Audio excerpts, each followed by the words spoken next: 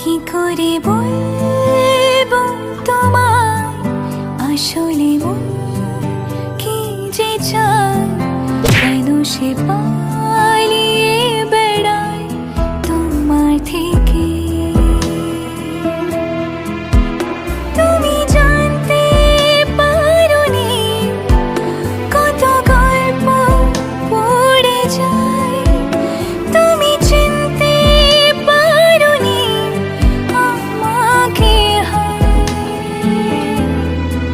কি করে বলবো তোমায় আসলে মন কি যে চায়, কেন সে